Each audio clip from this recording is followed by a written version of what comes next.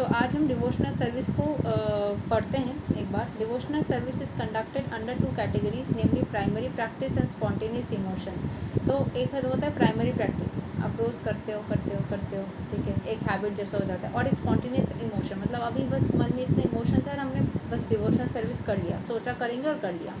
When one can rise to the platform of spontaneous emotion, he can make further progress by spiritual attachment.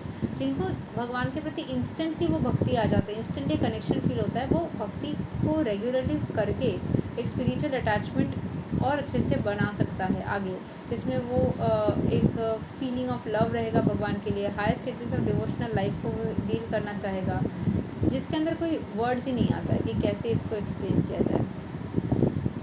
We have try to explain the science of devotional service, मतलब इसको करने से क्या फल होगा या क्या मतलब इफ़ेक्ट्स होगा, किस तरीके से करना चाहिए, ये सब चीज़ों को डिवोशनल सर्विस के साइंस में एक्सप्लेन किया जा रहा है। और एक बुक है जो nectar of devotion, based on the authority of भक्ति रसामृत सिंधु बाय श्रील रूपा गोस्वामी। जो श्रील रूपा गोस्वामी जी ने भक्ति रसामृत सिंधु बुक लिखा है, उससे ही इंस्पायर होकर के और एक बुक है नेक्टर ऑफ डिवोशन, उसको उसमें लिखा हुआ है। Transcendental devotional service has 5 stages of reciprocation. The self-realized stage just after liberation from the material bondage is called संता और न्यूट्रल स्टेज। जैसे आप सेल्फ रियलाइजेशन स्टेज जो होता है जस्ट जब आप मटेरियल बॉन्डेज से सिर्फ कटते हो, मतलब बस आपकी मटेरियल दुनिया से इच्छाएं थोड़ा कट जाती है और आप सेल्फ रियलाइज स्टेज में आ जाते हो कि हाँ, मुझे समझ में आ गई कि मटेरियल चीज़ों से कनेक्शन बनाना मेरा उद्देश्य नहीं है। मेरा उद्देश्य है भगवान के प्रति भक्ति करना और मेरा सेवा करना, सेवा भाव, भगवान के जो अन्य संतान हैं उनके प्रति सेवाएं करना, ये चीज़ जब समझ जाते हो तो आप न्यूट्रल स्टेज में आ जाते हो। After that when there is development of transcendental knowledge, जब आप और भी ज़्यादा जानने लगते हो स्पिरिचुअलिटी के बारे में, भगवान के पोजीशन के बारे में और भी जानने लगता हो, ऑफ द लॉर्ड्स इंटरनल, उनके जो इंटरनल ओपिलेंसेस, मतलब उनके अंदर जो कितने गुण हैं, भगवान के गुण के बारे में जानने लगते हो। डिवोटीज एंगेज हिमसेल्फ इनटू दस्या स्टेज, एक दस्या स्टेज में वो चला आता है। दस्या स्टेज को एक्सप्लेन नहीं किया गया है, एक बार मैं चेक करती हूँ। दस्या स्टेज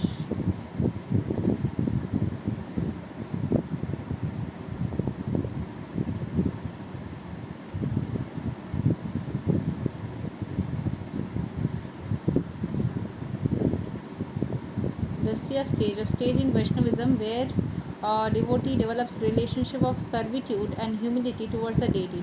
हम्बल हो जाते हो आप, उनके प्रति आप सेवा भाव में आ जाते हो, उनको मास्टर मानने लग जाते हो, उनके आगे आप झुक जाते हो, ठीक है, एकदम झुक जाते हो,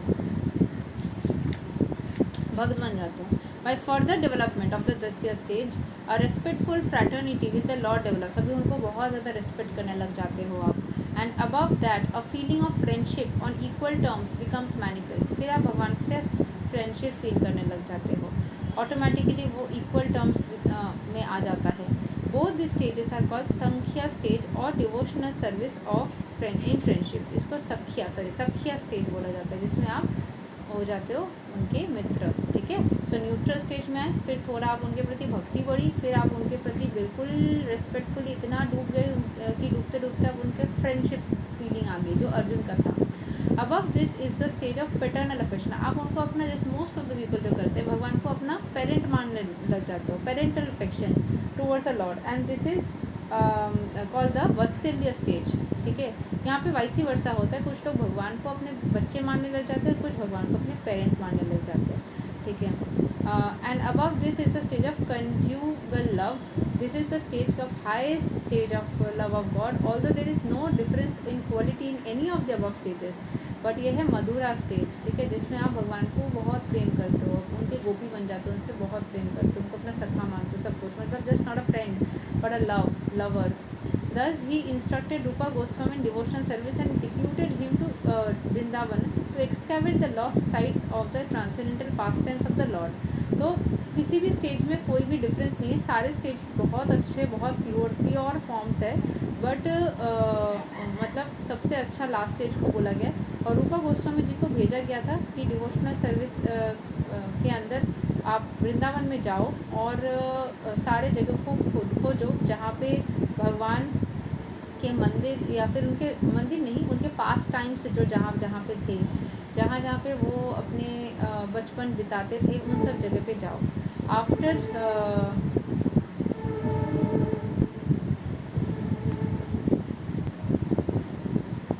After this, the Lord returned to Varanasi and delivered the sannyasis and instructed the elder brother of Rupa Goswami. So फिर उसके बाद में जो चैतन्य महाप्रभु है वो वाराणसी पे वापस आए और फिर सारे सन्यासीज को डिलीवर्ड द सन्यासीज को डिलीवर कर दिया and instructed elder brother of Rupa Goswami को उनको कुछ इंस्ट्रक्शन दिया. We have already discuss this. Elder brother of Rupa Goswami कौन थे? वो थे सनातन गोस्वामी ना, सनातन गोस्वामी. इसके बारे में बोला गया है कि सनातन गोस्वामी को उन्होंने कुछ सिखाया था. क्या क्या सिखाया था? सनातन गोस्वामी जी को उन्होंने बहुत कुछ सिखाया था. एक बार चेक कर लेती हूँ. मुझे मिल चुका है पेज नंबर 33 में. हमने पढ़ा कि जब लॉर्ड चैतन्य वाराणसी पे कैंपेन कर रहे थे तो सनातन गोस्वामी वहाँ पे आए थे ऑफिस छोड़ के, और उसके बाद में उनको क्या क्या सिखाया गया था डिवोशनल सर्विस के बारे में. कैसे हमने पूरा जो डिटेल में पढ़ा ना कि भगवान के साथ में कैसा हमारा कनेक्शन होता है, भगवान का पोजीशन कैसा है, कैसे हमें भक्ति करना चाहिए, पूरी दुनिया को कैसे भगवान कंट्रोल करते हैं, उनके अलग अलग इनकारनेशंस के बारे में, उसको हम कैसे समझें, उसकी महत्व क्या है, रूल्स एंड रेगुलेशंस, कैसे हम स्पिरिचुअल परफेक्शन में पहुँचे. ये जो सारा डिटेल है जो सनातन गोस्वामी जी को है वो सिखाया. कब सिखाया? वो रूपा गोस्वामी जी को. मतलब ये 2-3 इंसिडेंट्स ना आगे पीछे करके घुमा फिरा के बताया जा रहा है. यहाँ पे एक तो बोला गया था कि जो मतलब श्रीला रूपा गोस्वामी है उनको सिखाया बहुत सारी चीज़ें. वो जो 10 दिन के लिए जो दशमेव घाट में थे 10 डेज़ के लिए, तो वहाँ पे उन्होंने वो 84 लाख जो योनियाँ हैं उसमें से ह्यूमन स्पीशीज़ में कौन भक्त होते हैं, कौन अपने बारे में सोचते हैं, कौन फिलोसोफर्स होते हैं जो एक्सपेरिमेंटली समझते हैं, कौन मुक्त आत्माएँ हैं, इनके बारे में समझाया. फिर इन्होंने अपने जो भी गोल्ड कॉइन्स थे वो कैसे रूपा गोस्वामी जी ने रखा, और फिर भक्ति के बारे में मतलब उनको कैसे हमें अपने भक्ति को समेट के रखना चाहिए, किसी को बताना नहीं चाहिए, हमें अपने भक्ति को मतलब कैसे प्रोटेक्ट करके रखना चाहिए, इस बारे में कैसे उन्होंने बताया. ठीक है. और साथ ही साथ मतलब अलग अलग फॉर्म्स ऑफ भक्ति कैसी होती है, ये सब समझाने के बाद में उनको एक्सकैवेशन में भेज दिया. और फिर आकर के जो सारे सन्यासी जो उनके फेवर में आगे थे, मायावादी सन्यासी में जितने सन्यासी उनके फेवर में आगे थे, उनको आकर के वापस कर वाराणसी में वापस कर दिया. और फिर सनातन गोस्वामी जो है, सनातन गोस्वामी जी को ये सारी चीज़ें बताई. ठीक है. सो ये थोड़ा आगे पीछे करके बोला गया है, इन सारे इंसिडेंट्स हुए. द लॉर्ड, मेरे को ना बहुत डिटेलिंग पसंद है, मतलब एग्जैक्टली जो हुआ है वो मुझे जानना पसंद होता है कि यही चीज़ एग्जैक्टली ऐसे हुआ. थोड़ा सा हाँ ऐसे ही हुआ होगा अप्रॉक्सीमेटली, वो मुझे पसंद नहीं आता. मुझे अप्रॉक्सीमेशंस पसंद नहीं, एग्जैक्ट चीज़ें मुझे बहुत पसंद है. तो अभी हम कंटिन्यू करते हैं. So the Lord left only 8 shlokas of his instructions in writing and they were known as शिक्षस्तका. हमें पता है ना कौन से गोस्वामी, शायद ये रूपा गोस्वामी, दामोदर, ये श्री दामोदर गोस्वामी जो थे वो सब लिखते थे, सब कुछ लिखते थे. अब पता नहीं अभी भी लिख रहे कि नहीं, और पहले तो सब लिखते थे, ऐसा ही बोला जा रहा. जो भी वो बोलते थे किसी को चैतन्य वहाँ पर वो लिख लेते थे, और वो ही चैतन्य चरितामृत में मिलता था. So the Lord left only 8 shlokas of his instructions in writing and they are known as Shiksastaka. All other literatures of his divine cult were extensively written by the Lord's principal followers. बाकी जो literature थे उनके 6 गोस्वामी जो वृंदावन से थे उनके followers थे, उन्होंने लिखा था. The cult of Chaitanya philosophy is richer than any other. उनकी जो फिलोसॉफी है वो बहुत ज़्यादा रिच है. And it is admitted to the living religion of the day and it is admitted to be the living religion of the day with the potency of spreading as Vishwa Dharma or universal religion. So Chaitanya Mahaprabhu के द्वारा जो ये मतलब ये धर्म का जो बोल सकते हैं हम एक्सप्लेनेशन बोलिए या फिर जो फेमस किया गया ना, एक्सपेंशन जो हुआ था, ये सबसे बड़ा धर्म है, ये पूरा यूनिवर्सल रिलीजन है. ये सनातन धर्म जो है विश्व का धर्म है, यूनिवर्स का है. कि हम भगवान जो हमारे क्रिएटर है उनके प्रति अपनी भक्ति करें, उनके प्रति हम सारे जो हमारे दायित्व है उसको फॉलो करें, साथ ही साथ भगवान के जितने भी भक्त हैं उनका हम टेक केयर करें। ये हमारा मेजर मतलब यही हमारा सबसे प्राइमरी दायित्व है। We are glad that the matter has been taken up by some enthusiastic sages like Bhaktisiddhanta Saraswati Goswami Maharaj and his disciples. We shall eagerly wait for the happy days of Bhagavad Dharma or Prema Dharma inaugurated by Sri Chaitanya Mahaprabhu. So Bhagavat धर्म और प्रेम धर्म जो है वो चैतन्य महाप्रभु के नाम पे किया जाए, इसके लिए मतलब सभी यहाँ पे बोल रहे कि वेट कर रहे हैं। The 8 shlokas completed by the lord are Glory to the Shri Krishna Sankirtana, which cleanses the heart of all the dust accumulated for years and extinguishes the fire of conditioned life, of repeated birth and death. This Sankirtan movement is the prime benediction for humanity at large because it spreads the rays of benediction moon. It is the life of all transcendental knowledge. It increases the ocean of transcendental bliss and it enables us to fully taste the nectar for which we are always anxious. तो चैतन्य श्री कृष्ण का जो संकीर्तन है वो हमारे हृदय के सारे जो धूल मिट्टी प्रदूषण है उसको क्लेंस करता है, जो ईयर्स से जो जमा हुआ था हमारे अंदर का जो कंडीशनल लाइफ है कि ये करना पड़ेगा, ये होगा, मतलब जो इतना कंडीशन से भरा हुआ लाइफ है इसको जला देता है, इसकी जो आग है ना उसको बुझा देता है कि हमें ऐसा करना पड़ेगा, ये करना पड़ेगा, जो passionate energies repeated birth and death का साइकिल को भी दूर कर देता है। ये जो संकीर्तन मूवमेंट है वो हमारे लिए प्राइम बेनिडिक्शन ऑफ लाइफ, मतलब यहाँ पे I think benediction in the sense यहाँ पे बोला जा रहा है is the blessing, let me just see, benediction blessing, yes, so prime blessing है ह्यूमैनिटी के ऊपर, because it spreads the rays of benediction moon, जैसे चंद्रमा सब जगह पे अपने रेज स्प्रेड करती है वैसे ही ये ब्लेसिंग स्प्रेड करता है सबके ऊपर। ये जो it is the life for all transcendental knowledge, पूरे भक्ति भाव को जानना स्पिरिचुअलिटी के लिए मेन रस यही है, यही जीवन है स्पिरिचुअलिटी का। ये हमारे अंदर स्पिरिचुअलिटी की जो सुकून है वो बढ़ाता जाता है, और जो जानने के लिए हम दुनिया में आए हैं, जो सुकून प्राप्त करने के लिए दुनिया में आए हैं उसको बढ़ा देता है। O my lord, your holy name alone can render all benediction to living beings. सिर्फ भगवान का नाम जो है वही हर तरीके का जो है ना ये लेकर आता है। मैं ना आज चार्लियन कैलेंडर को यूज़ करके ना थोड़ा कृष्ण का नाम का न्यूमरोलॉजी निकालना चाहती हूँ। K for 2, K R for 2, तो 2 to 4, 4 5 5 6 7 8 8 8 9 10 11 12 13 13 14 15 16 17 18 18 19 मतलब 1 नंबर होता है सूर्य का नंबर। सूर्य मतलब होता है नेम फेम प्रॉस्पेरिटी। तो कृष्ण नाम जो है वो नेम फेम एंड प्रॉस्पेरिटी के साथ जुड़ा हुआ है, वो एक शुरुआत न्यू बिगिनिंग के साथ में जुड़ा हुआ है, इंग्लिश न्यूमरोलॉजी सिस्टम के हिसाब से न्यू बिगिनिंग के साथ में जुड़ा हुआ है। और वो नाम जितना आप लेते हो ऑटोमेटिकली आप नेम फेम एंड प्रॉस्पेरिटी को पा लेते हो, मतलब आप उसको रोक नहीं सकते। जितने कृष्ण भक्त हैं वो सब फेमस है, सारे लोग फेमस हो ही जाते हैं। तो मैं ये नहीं बोलूँगी कि आप फेमस होने के लिए करो, पर कृष्ण की भक्ति करने से आपको क्या क्या मिल सकता है, सुकून, शांति, नेम फेम भी, और वो क्यों मिल सकता है वो यहाँ पे न्यूमरोलॉजिकली भी हमें दिखता है। अब बंगाल या संस्कृत नेम नंबर सिस्टम भी कुछ अगर हो तो उससे भी पता चलेगा। उसमें आप पाइथागोरियन सिस्टम लगा के number of the letters, number कितने नंबर के लेटर है, 5th लेटर 7th लेटर ऐसे करके भी निकाल सकते। तो मैंने चार्लियन सिस्टम लगाया, सॉरी। सो सिर्फ उनका नाम जो है लोगों को बहुत ज़्यादा ब्लेसिंग्स दे सकता है। एंड दस you have hundreds and millions of names like Krishna and Govinda, उनके हंड्रेड्स एंड मिलियंस ऑफ नाम हैं। In this transcendental names you have invested all your transcendental energies. ये जो नाम है ना भगवान के सारे नाम ना स्पिरिचुअल एनर्जीज से भरे हुए हैं।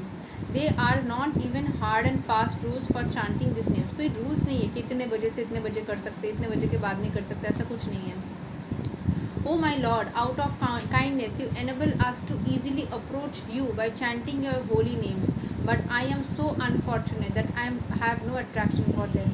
तो यहाँ पे बोल रहे हैं कि कोई हार्ड एंड फास्ट रूल नहीं है, आप कितने काइंड हो कि आपका नाम इजीली हम मतलब चैंट कर सकते हैं, इजीली अप्रोच कर सकते हैं, बट मेरे अंदर मैं इतना फॉर्चुनेट नहीं हूँ कि मैं सारे के सारे नाम पढ़ सकूँ। वो तो हम कोई भी नहीं कर सकते इतना ना, बट हाँ वो जो सहस्त्र नाम है विष्णु सहस्त्र नाम, आई थिंक वहाँ पे होता है।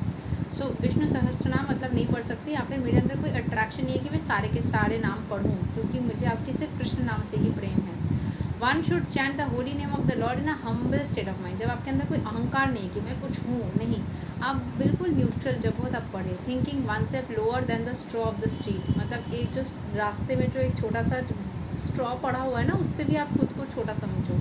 One should be more tolerant than a tree, जैसे एक ट्री सहता है, स्टॉर्म्स को सहता है, या किसी भी तरीके का इंसान का मतलब टच, कुछ भी, मतलब किसी कीड़े मकोड़े, किसी ने धक्का दे दिया, कुछ भी वो सह लेता है, वैसे ही ट्री से भी ज़्यादा सहने की शक्ति होनी चाहिए। Devoid of all sense of false prestige, के मैं कुछ हूँ, ये सारी चीज़ें नहीं होनी चाहिए। And ready to offer all respect to others, सबको रेस्पेक्ट करने की इच्छा होनी चाहिए। In such a state of mind one can chant the holy name of lord constantly. ऐसे स्टेट ऑफ माइंड में जब रहे तो कॉन्स्टेंट, ऐसे बहुत सारे लोग होते हैं मैं चैंट नहीं कर सकता, क्योंकि आप ऐसे स्टेट ऑफ माइंड में नहीं हो। जब आप बहुत हम्बल हो जाओगे, आपको फ़र्क नहीं पड़ेगा, हाँ चलो ठीक है, तो आप आराम से भगवान का नाम चाप लोगे। O Almighty Lord, I have no desire to accumulate wealth, nor do I desire beautiful women, nor do I want number of followers. I only want your causeless devotional service birth after birth. जितना बार जन्म हो सिर्फ आपका ही सेवा करने का मुझे मौका मिले। O son of Maharaja Nanda Krishna, I am your eternal servitor. Yet somehow or other I have fallen into the ocean of birth and death. मैं आपका हमेशा ही दास हूँ, बट किसी तरीके से किसी कर्म के वजह से मैं बर्थ डेथ के साइकिल में गिर तो गया हूँ। प्लीज़ मुझे यहाँ से उठा लीजिए। Please pick me up from the ocean of death and place me at one of the atoms of your lotus feet. आप अपने लोटस फीट के कोई ना कोई जो एटम है ना, हमारे शरीर तो एटम्स एंड उससे बने हुए ना, मॉलिक्यूल से, सो कहीं ना कहीं कोई एक छोटा सा एटम जो आपके पैर के जो एटम है वहाँ पे मुझे बिठा दीजिए, मतलब आपके पैर के अंश बना लीजिए ये, ठीक है। मुझे तो कृष्ण भगवान का पैर के नहीं, मुझे तो उनके हृदय का अंश बनने का मन है, ये मेरी इच्छा है, बट ठीक है जो भी मिले। O lord, when will my eyes be decorated with tears of love flowing constantly when I chant your holy name. कब होगा भगवान, जब मैं आपका नाम लेते लेते सिर्फ रोता रहूँगा, सिर्फ रोता रहूँगा। When will my voice choke up, कब मेरे आपका मतलब रोते रोते मेरा गला बिल्कुल अटक जाएगा, कब ऐसा होगा। And when will the hairs of my body stand on and, मेरे कब रोंगटे खड़े हो जाएंगे at the end of recitation of your name. आपका नाम लेते लेते रोता रोता मेरा गला चोक हो जाएगा और बिल्कुल रोंगटे खड़े हो जाएंगे, ऐसा कब होगा। O Govinda, feeling your separation, I am considering a moment to be like 12 years or more. तो आपसे ओ गोविंदा, फीलिंग योर सेपरेशन, आपका सेपरेशन को फील करते हुए, आई एम कंसिडरिंग एक मोमेंट आपसे दूर रहना, जैसे 12 साल दूर रहना जैसा फीलिंग आता है। Your tears are flowing from my eyes like torrents of rain, आपसे दूरी महसूस नहीं होती, मुझे जैसे रोना आ रहा है, बहुत ज़्यादा रोना आ रहा है। And I am feeling all vacant in the world in your absence, आप नहीं होते तो पूरी दुनिया जैसे खाली सी खोखली सी लगती है। I know no one but Krishna as my Lord, and he shall remain so even if he handles me roughly in his embrace.